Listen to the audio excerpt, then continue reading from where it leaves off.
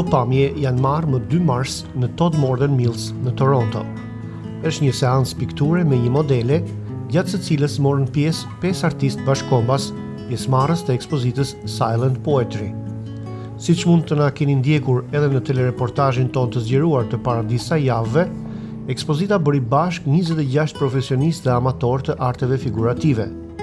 Me koordinimin e Ardian Radovickës dhe vullnetarizmin e Albanian Canadian Development Alternative dhe Marley Got Talent, ekspozita qëndroi e çelur prej 12 shkurtit deri më 9 mars, duke tërhequr kështu artdashës të shumtë.